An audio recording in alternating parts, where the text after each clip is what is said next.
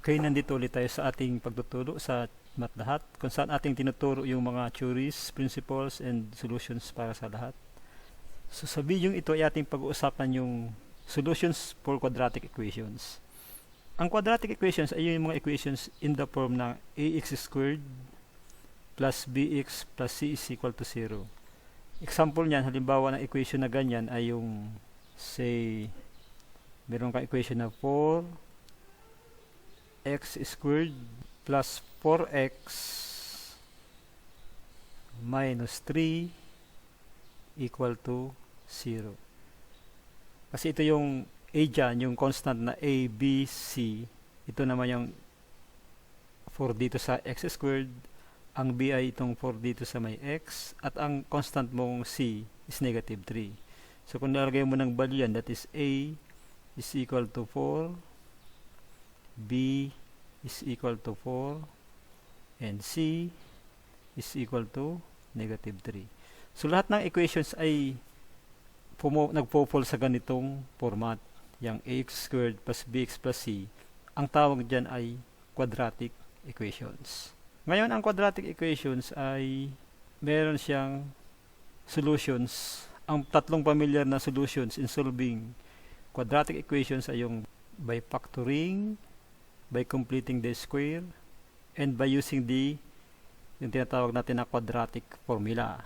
So, unahin natin yung pag-aralan yung by factoring. So, yung example natin, subukan natin yung 4x squared plus 4x minus 3.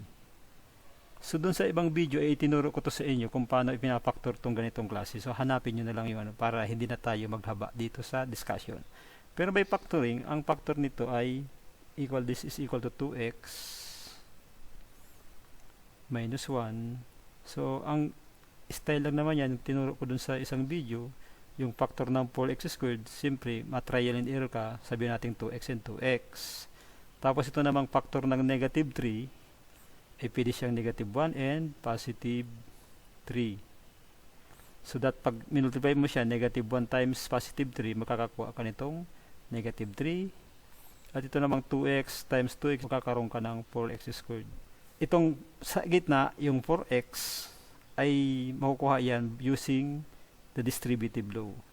So, doon sa isang video ay tinuro ko yan kung paano pinafactor ng ganito. So, dito kasi ang topic natin ay solving quadratic equations. So, nakatutok tayo dito sa solutions. So, pag na-factor mo na yung given quadratic equation, ang sunod mo dyan gagawin ay, di ba meron tayong 2x minus 1 times 2x plus 3. Ang sunod dyan na gagawin ay i-equate mo sa 0 ang bawat factor. Okay, 2x minus 1 equal to 0 and 2x plus 3 equal to 0. So, bakit ganon? Bakit yung anong principle ang nandito? Bakit siya ini-equate sa 0? Kasi ganito yan. Di ba itong dalawang number equal to 0.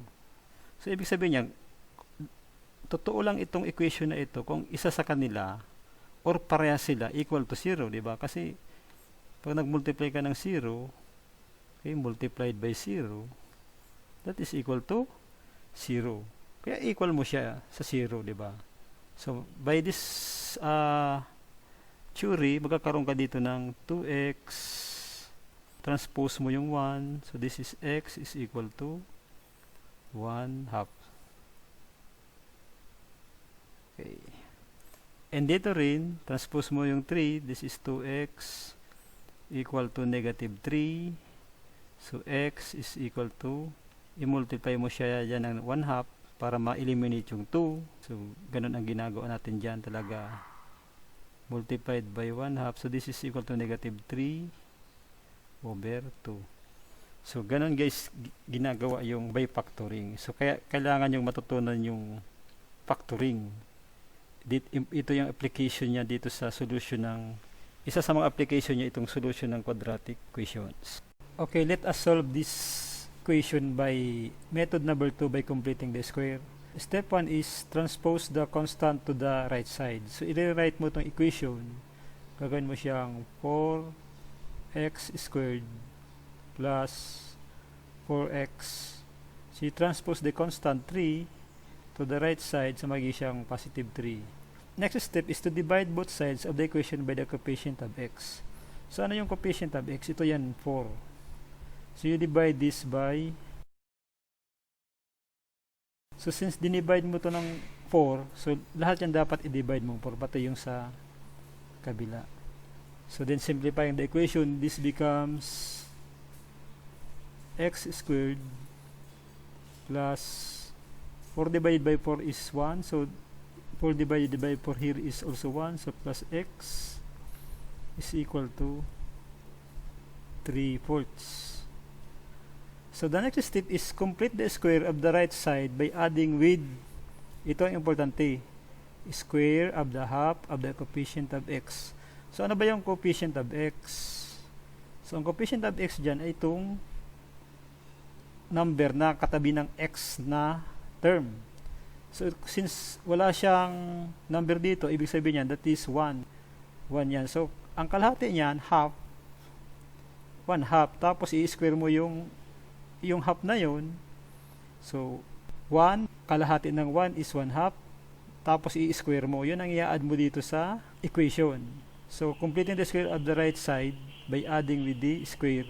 So, hindi lang siya right side, also the pati left side. So, equation dapat whole. So, right and left, you add this square of the half of the coefficient of x. So, makakaroon ka dito ng x squared plus x plus yung square of 1/2. So, yun. Ito yung square of the half of the coefficient of x. So, kung ano yung ginawa mo dito, ganun din ang gagawin mo sa kabila. So, 3/4 plus 1/2 also squared. Okay. So, pwede mo itong i-simplify. Ito ay naging perfect square trinomial na siya. Okay, this is x plus 1/2. Since perfect square trinomial, nandun yun sa isang video kung paano yan pinapakto. Pag perfect square trinomial, ganun yun. X plus 1/2, ito lang ang hanapin mo. X plus 1/2 squared or x plus 1/2 times x plus 1/2. So, ito ay magiging siyang 3/4 plus 1/4. So, 3/4 plus 1/4, itong 1/2 squared is 1/4. So, magiging siyang 3/4 plus 1/4 is equal to 1. And the rest will be simplifying the equation. So, pag simplify nito, di ba meron tayo ditong x plus 1/2 squared. So, we are solving for x. So, ang gagawin natin ay pag sinimplify, pwede mo siyang kunin yung square root nito. Pag kinuha mo yung square root dyan, kukunin mo yung square root dito. But, don't forget to have this plus or minus sign. Kasi ang square root ng 1 is equal to plus or minus 1, di ba? Square root kasi ng number is plus or minus. So, pag in-square root mo yan, magiging na siyang x plus 1/2 is equal to plus or minus 1. So, ganun yun. So, pwede siyang positive 1 or pwede negative 1 ang square root ng 1. Kasi pag negative 1 is squared, 1 din yan. Pag positive 1 is square mo, 1 din yan. Kaya this one is positive or minus square root of 1. So, kung kukunin mo, magkakaroon ka dyan ng dalawang value. That is x sub 1. So, plus 1, taking the positive value, minus 1/2. Kasi itatranspose mo dito yun sa kabila. So, this becomes 1 minus 1/2 is 1/2. And the other value of x is taking the negative value of square root of 1. So, negative 1 minus 1/2. So, this is equal to negative 3/2. So, yun ang dalawang answer. So kung babalikan natin yung answer natin dito sa by factoring, similar similar problem ito. Makita nyo, ang answer natin dito ay x is equal to 1 half din and x is equal to negative 3 half. So pareha siya. Now, let us solve the same equation using the quadratic formula, that third method. So, ang quadratic formula ay ito yung x is equal to minus b plus or minus square root of b squared minus 4ac divided by 2a. So, from this equation, hahanapin niyo lang dyan kung ano yung mga values, ano ba yung a. So, ang a dyan is equal to 4. Ito yan. Okay. Ang b is positive 4 din. At ang c ay negative 3. So, ganun lang. Then, you substitute that here to the equation. So, negative. Ang b is 4 plus or minus square root of, again, ang b is 4 squared minus 4 times ang a is 4 again times the c is, the value of c is negative 3. So divided by 2a, where a is equal to 4. Then we simplify this equation.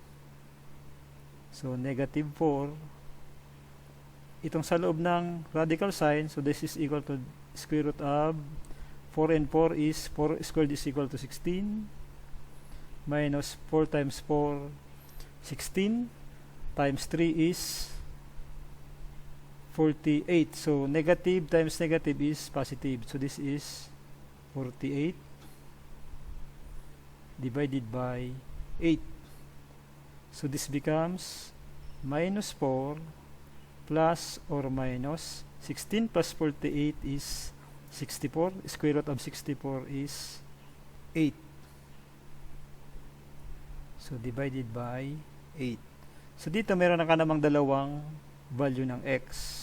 So we have here x1 equal to negative 4, taking the positive value of 8 plus 8 divided by 8.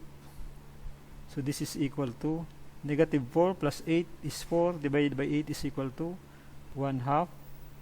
4 over 8 is equal to 1 half. Then meron ka namang isa, the other one value is x sub 2 using the negative value of 8 divided by 8. So this becomes, so meron tayo ditong negative 4 minus 8 is 12 divided by 8, or this is equal to negative 3 halves. So kung makikita nyo dito sa answer natin ay parehas lang siya dun sa previous method. So dito meron din tayong 1 half and negative 3 halves. So parehas din dito sa answer natin using the first method by factoring. So yun muna guys ang ating lecture sa ngayon, yung sana practice lang kayo at matututunan nyo itong factoring. Pag-aralan nyo yung mga iba-ibang solutions, application kasi nito doon sa mga future topics sa mathematics, calculus, algebra, trigonometry. Ginagamit yan palagi yung solving quadratic equations. Okay, dito muna. Salamat.